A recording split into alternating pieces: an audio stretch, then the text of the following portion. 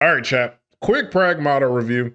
I just finished Pragmata, and it is probably my current game of the year. I don't even know where to start with my praise for this game. But let's start with Capcom has been on a heater between this game, RE9. I haven't played Monster Hunter Stories, but I've heard it's great things. Onimusha coming out later than this year. They are on an absolute heat. Oh, Monster Hunter Wilds came out last year. So many great games, and this kind of adds to the collection and what could be a potential new first party IP for them. This game tackles something that I thought a lot of shooters really have issue with me personally. And it's that I feel like a lot of shooters don't feel unique enough for me to want to play. I have played shooters for 30 years on this planet at this point, and I feel like it's hard to make unique shooters because the formula for shooters is basically it's been solved, right? You go here, shoot, shoot, shoot, and it just kind of feels boring. The hacking mechanic in this game makes this game feel refreshing to play. Not only am I focused on aiming and shooting my enemies in the right place and using a variety of weapons, but I also have to focus on my hacking, right? I have the option to be a stronger hacker versus a stronger shooter. There's so many panels and there's so many panels that can go on the hacking screen. One of the things I was concerned about with this game is I didn't want the hacking to get bland partway through or start to feel like a hassle to do. And at no point of my playthrough through this game do I feel like the hacking became a hassle. It always felt like it was a mechanic I wanted to engage with. They added enough customization to it to continue to make it feel fresh. And it was just fun to do. I think the bosses in this game are incredible. They all feel vastly different from each other. They all offer a different level of challenge. I do think I was overpowered for the final boss, but that's my own fault because I went out and grinded and did some other stuff. But this was the most fun I've had with the game in a very long time.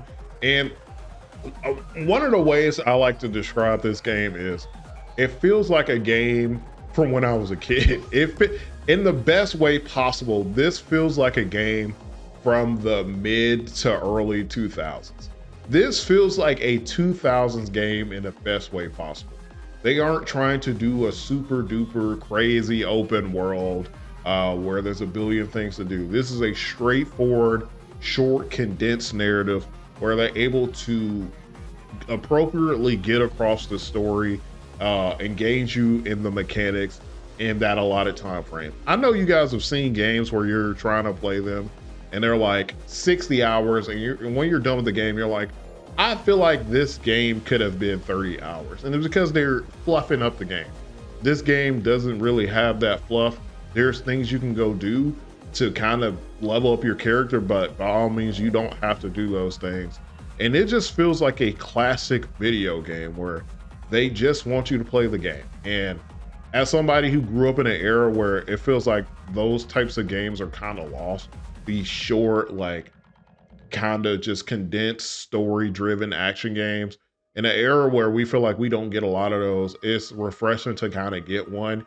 And it does everything it wants to. It does everything it's attempting to do, and it does it very well. There's additional things you can engage with in this game. There's collectibles, and Capcom is really good with this because Resident Evil games aren't really long. Resident Evil games are typically, I think the longest Resident Evil game is RE6, but RE7, RE8, RE9, RE2, those are relatively, RE1, those are relatively short games, right? And those are games where the story mode, if you go through it, it'll be very short, but there's additional things for you to discover. There's additional things for you to do.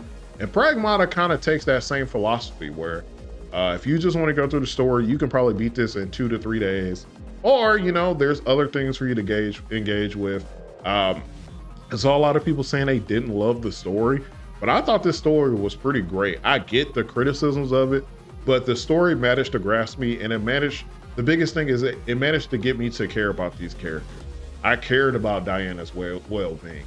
I cared about whatever was going on with Hugh. It really does a great job of making you connect with the two main characters. Yes, you can have criticism of how they built up to the story and kind of the direction that it went, but I think the biggest thing that they do well in terms of story stuff is they really make you care about these characters. They really make you feel like you're playing as a father. The dynamic between Hugh and Diana, they did perfectly. It feels realistic to me. An AI child interacting with this human, who over time you can clearly see them develop this great relationship and him actually starting to care. So if I had to personally rate this, I hate giving game rankings or ratings because I feel like the rating system is so broken because people view like something below an 8 as bad. But if I had to personally rank this game or rate this game, I would get like a 9. I thought it was a really 8.5 to 9. I'm leaning more towards 9. I think this is a fun experience. It's $59.99, so I think it's priced well. It looks incredible. There's some scenes in this game where I'm like, bro, this looks really good. Like just the whole space thing is running consistently at 60. I didn't really run into any issues at all. I ran into a sound bug once, but it was fixed by me just leaving the area and coming back. But I think Capcom did a great job with this game. I hope this is, I want to see more companies, and I think I think this is a broader issue with the gaming space, is that it feels like a lot of companies don't want to take risks, right? A lot of companies play it safe.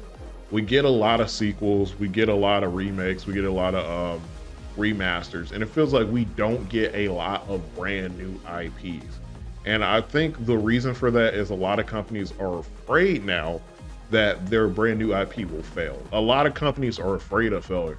And it feels like back in the day, at least when I was growing up, the fear of failure wasn't that strong. Well, it was there, obviously. You're a company, you want to profit, right?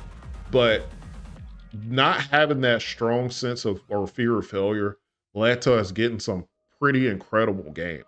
And I wish that the gaming community, it feels like indies have kind of taken that, right?